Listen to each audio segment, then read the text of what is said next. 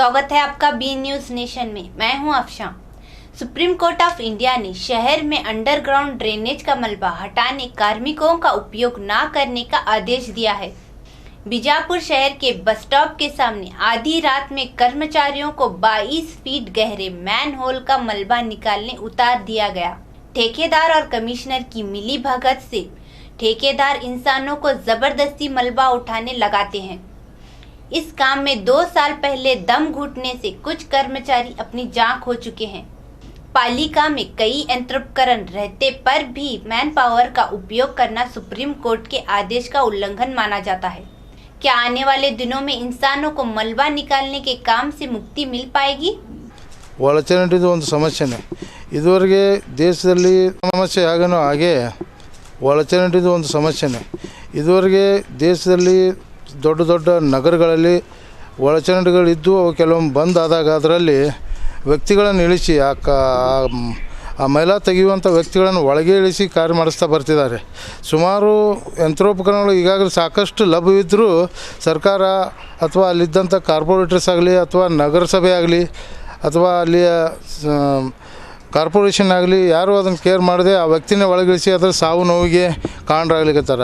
ಸಾಕಷ್ಟು ಉಪಕರಣಗಳು ಇದ್ದಾಗ ಅವನ್ನ ಉಪಯೋಗ ಮಾಡಿಕೊಂಡು ನಗರಸಭೆ ಆಗಲಿ ಅಥವಾ ಕಾರ್ಪೊರೇಷನ್ ಆಗಲಿ ಸರ್ಕಾರದವರು ಅದನ್ನು ಉತ್ತಮವಾಗಿ ಉಪಯೋಗ ಮಾಡಿಕೊಂಡು ಒಳಚರಂಡಿ ಸಮಸ್ಯೆಗಳನ್ನು ಬಗೆಹರಿಸ್ಕೋಬೇಕೇ ಹೊರತು ಅಂಥ ಕೊಳಕು ನೀರಿನಲ್ಲಾಗಲಿ ಹೊಲಸಿನಲ್ಲಿ ಒಬ್ಬ ವ್ಯಕ್ತಿನ ಒಳಗಿಳಿಸಿ ಅದನ್ನು ಸ್ವಚ್ಛ ಮಾಡ್ಲಿಕ್ಕೆ ಹಚ್ಚೋದು ಮಾನವೀಯತೆಗೆ ಮೀರಿದ್ದು ಅಂತ ಅನ್ನಿಸ್ತದೆ।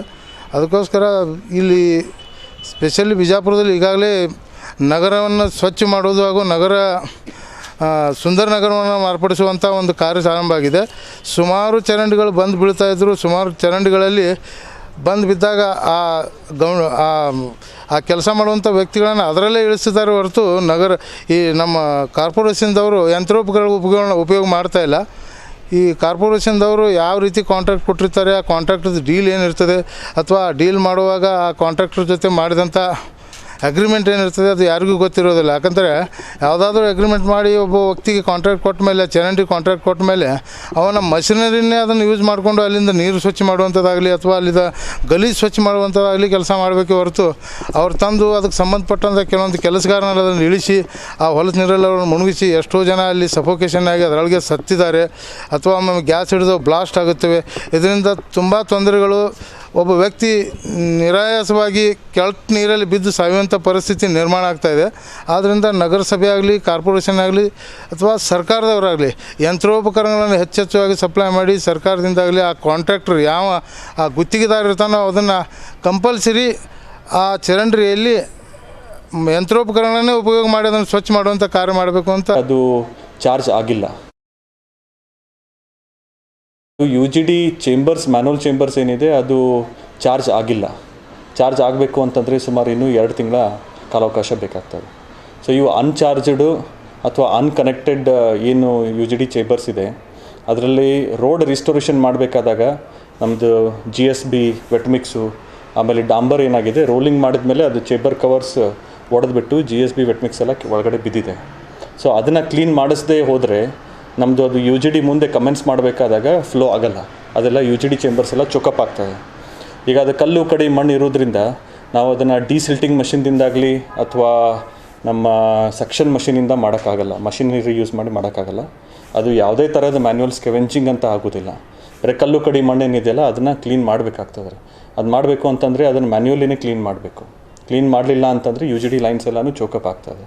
ಈಗ ಸದ್ಯಕ್ಕೆ ಅದು ಅನ್ಚಾರ್ಜಡ್ ಇದೆ, ಅದರಲ್ಲಿ ಯಾವುದೇ ಥರದ ಕನೆಕ್ಷನ್ ಇಲ್ಲ, ಯಾವುದೇ ಥರದ UGD ಲೈನ್ ಇಲ್ಲ। ಸುಪ್ರೀಂ ಕೋರ್ಟ್ ಆದೇಶ ಇದೆಯಲ್ಲ ಅದು ವೈಲೇಟ್ ಮಾಡಿದಂಗಲ್ವಾ? ಅದು ಕಾಂಟ್ರಾಕ್ಟರ್ಗೆ ನೀವು ಟೆಂಡರ್ ಕೊಟ್ಟಿರ್ತೀರಾ, ಕೆಲಸ ಮಾಡಿ ನಿಮ್ಮ ಮಹಾನಗರ ಪಾಲಿಕೆ ಥ್ರೂ ಏನು ಮಾಡ್ತಾ ಇಲ್ಲ, ಕಾಂಟ್ರಾಕ್ಟರ್ ಕೊಟ್ಟಿದ್ದೀರಾ, ಆಮೇಲೆ ಎಕ್ವಿಪ್ಮೆಂಟ್ಸ್ ಉಪಯೋಗ ಮಾಡಬೇಕಂತಿದೆಯಲ್ಲ ಅದನ್ನೇ ಹೇಳ್ತಾ ಇದ್ದೀನಿ। ಇಕ್ವಿಪ್ಮೆಂಟ್ಸ್ ಯೂಸ್ ಮಾಡಬೇಕು ಅಂತಂದರೆ ಒಂದು ಡಿಸಿಲ್ಟಿಂಗ್ ಮಷಿನ್ ಬರ್ತದೆ, ಇನ್ನೊಂದು ಸಕ್ಷನ್ ಮಷಿನ್ ಅಂತ ಬರ್ತದೆ। ಆ ಸಕ್ಷನ್ ಮಷಿನ್ ಏನಂತಂದರೆ ಯಾವುದಾದ್ರೂ ಸ್ಲಜ್ ಇತ್ತು ಅಥವಾ ಲಿಕ್ವಿಡ್ ಇತ್ತು UGD ಇತ್ತಂತಂದರೆ ಅಂಡರ್ಗ್ರೌಂಡ್ ಡ್ರೈನೇಜ್ ಇತ್ತು ಅಂತಂದರೆ ವಾಟರ್ ಕಂಟೆಂಟ್ ಇತ್ತು ಅಂತಂದರೆ ಅದು ಸಕ್ ಮಾಡ್ತದೆ। ಈಗ ದೊಡ್ಡ ದೊಡ್ಡ ಕಲ್ಲು ಕಡಿ ಡಾಂಬರ್ ಎಲ್ಲ ಬಿದ್ದಾಗ ಅದು ಮಷಿನರಿಯಿಂದ ಮಾಡೋಕ್ಕಾಗಲ್ಲ। ಹೌದು ಹೌದು, ನಾವು ಬಸವೇಶ್ವರ ಚೌಕಿಂದ ಬಸ್ ಸ್ಟ್ಯಾಂಡ್ವರೆಗೂ ಏನು ನಾವು ಅದನ್ನು ರೋಡ್ ರಿಸ್ಟೋರೇಷನ್ ಮಾಡಿದ್ದೀವಿ ಮೊನ್ನೆ ನಮ್ಮಲ್ಲಿ 13th ಫೈನಾನ್ಸ್ ಕಮಿಷನ್ ಸೇವಿಂಗ್ಸಲ್ಲಿ ಅದನ್ನ ರೋಡ್ ಹಾಕ್ಕೊಂಡಿದ್ದೀವಿ। ರೋಡ್ ಹಾಕೋಬೇಕಾದಾಗ ಕಾಂಟ್ರಾಕ್ಟರ್ ಏನು ಮಾಡಿದ್ದಾರೆ, ಆ ಸಂಬಂಧಪಟ್ಟಂಥ ಕಾಂಟ್ರಾಕ್ಟರು ಆ ಚೇಂಬರ್ಗಳ ಮೇಲಿರುವಂಥ ಚೇಂಬರ್ ಕವರ್ಸ್ ಏನಿತ್ತು ಅದು ಒಡೆದು ಬಿಟ್ಟಿದ್ದಾರೆ. ರೋಲರ್ಸ್ ಯೂಸ್ ಮಾಡ್ತಾರೆ, ಹೆವಿ ರೋಲರ್ಸ್ ಯೂಸ್ ಮಾಡೋದ್ರಿಂದ ಅದು ಒಡೆದೋಗಿ ಅದನ್ನು GSB ಇದಿರ್ಬೋದು, ವೆಟ್ಮಿಕ್ಸ್ ಇರ್ಬೋದು, ಅದೆಲ್ಲ ಒಳಗಡೆ ಬಿದ್ದು. और खबरों के लिए देखते रहिए बी न्यूज़ नेशन.